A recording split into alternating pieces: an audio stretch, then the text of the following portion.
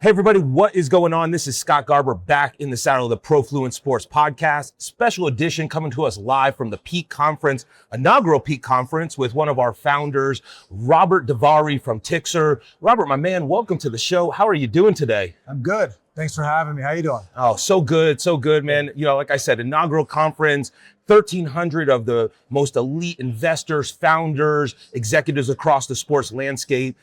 Excited to highlight everything that you're doing over this 10 plus year journey of building Tixr. For everyone just tuning in, listening for the first time, give us a little insight to who you are and where Tixr was born out of. Yeah, we founded the company in 2013. We're a primary ticketing company at our core. The impetus, the theory was that ticketing is antiquated and there needs to be something newer and better. Yeah. So we set out to build it, and here we are now, 13 years later. Fantastic. Now, give me a little insight, right? Like, I mean, do you just work in sports? I mean, obviously live events have spanned now, music, all kinds of different expressions. Was sports always an anchor, or like, what does it look like for Tixr in the sporting industry? Sports was always the goal. Yeah. Right. But, we had to start smaller. We started in small music venues, clubs, festivals, comedy, pop culture. So we really kind of ran the gamut on what we did. But sports is now one of our core focuses, especially at the arena and stadium level. Talk to me a little bit about how the demand for more first-person data, right? Now, as we are wanting to get to know our fans more, what they're coming to, what they're interested in, and how do we use this forward-facing technology to provide a more customized experience? How have you guys evolved and iterated the platform to keep up with the demand from teams and leagues that you guys are working with? Yeah, I think the even bigger conversation is the fact that not only do you want the data, but you want the experience to be cohesive.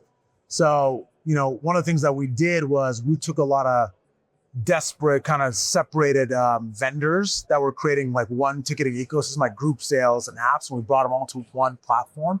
So you have one system, one unified fan experience that's white label, looks like the sports team or the league or whatever it is, and that feeds into one data layer. So now you have one data layer for your fan, and it's more efficient and pleasurable for the fan and much easier to manage for the team. How good, man. Let me ask you this. It's sort of a provocative conversation, but building in the time frame you had to navigate COVID, right? And It's one of those things that we don't talk about as much anymore. How did that experience shape what Tixr currently looks like today? What lessons did you learn from it as a founder?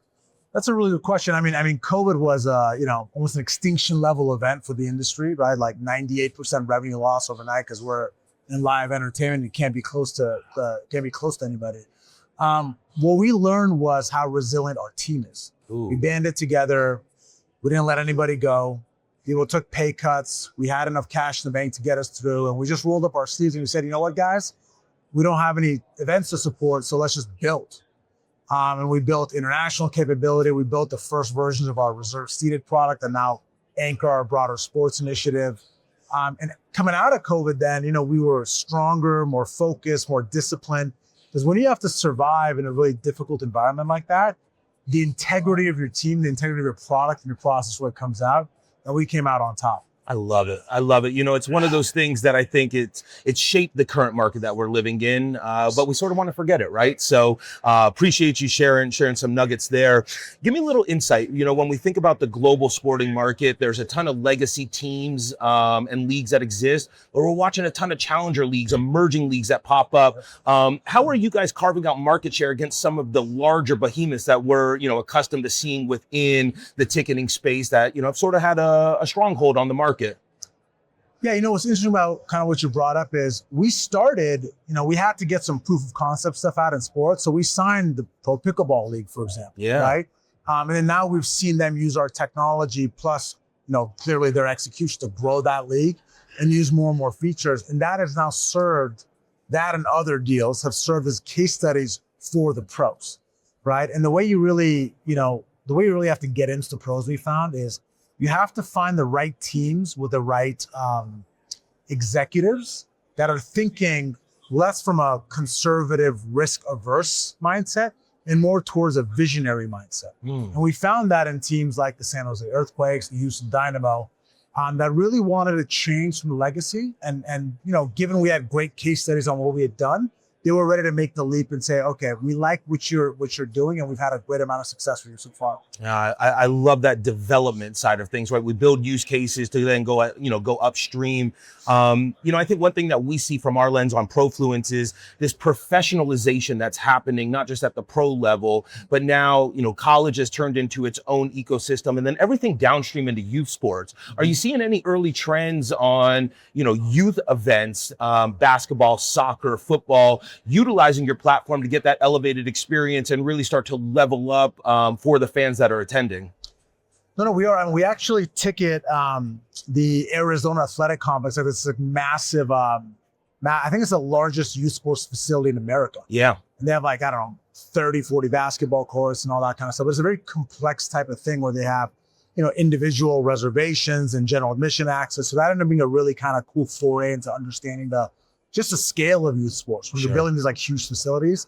But, interestingly enough, with some of our sports teams, because we can do more than just, a stadium app, we can sell merchandise and food and whatever. They've been using us to sell their camps and clinics. Interesting. So the Dynamo have all their camps and clinics, their youth programs, and they also have their B and C level teams all unified on Tixr. So now we're starting to see data, and we're on kind of the growth of that particular space. And it's actually quite a large revenue driver for these teams. I love it. No, and we're starting to see everybody sort of put those tentacles out. We're going to go rapid fire here as we start to wind this thing down. Sure. Robert, over the 13 years of building, what's the biggest lesson that you learned that you would share with founders that are starting a business today? Oof, good question. I get asked that all the time. Biggest lesson, the people. Get the right people. And get rid of the wrong people. I had the real privilege and luck of having an incredible co-founder. And after 13 years of being in the ditches, we're still friends and, have a lot of mutual respect and love for each other. We were just together yesterday at Apple headquarters, taking pictures and stuff like that. And people came up to us man, 13 years and no issues. I'm like, no, he's like a brother to me, Yeah. And our original founding team is still with us. We're all engineers and took a sacrifice early, but we did that. We accomplished that by finding the right people and then creating a culture of transparency where they knew what's going on. We don't hold anything back, good or bad. We're all in it together. But yeah, if I was talking to founders today, I'd say get the right team in place.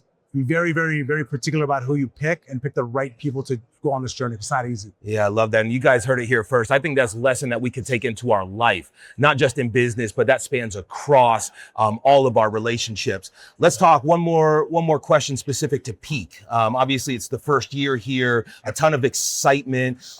How's the experience been thus far? I know we're in day one, just starting to wind it down. Initial thoughts on what's been being built here, for the sporting industry. I think they're onto something. The conference is very well done, especially for a first year conference. I've personally had a great experience so far. But I think, this, what they're addressing, which is the intersection of sports and tech, is critical. In my speech that I kind of did earlier, there's a $30 billion potential gain from a $100 billion market in sports by just upgrading tech. Yeah. That's how, and there's just so much room right now. It's actually, sports is quite underserved when it comes to technology. Another said 90% of sports teams are on legacy ticketing technology. So we have a lot of upside and we're very excited about bringing that to market. But I think they're onto something. I think sports and tech and that confluence of the two is a powerful combo. And we look at being involved in the future. I love it. Well, listen, from the Profluence team, from everything going on here at Peak, thank you for what you're doing for the industry. It takes people not just talking about it, but putting the shoulder to the plow, year in, year out, and truly shaping what this industry looks like. So really appreciate you and look forward to doing this again soon.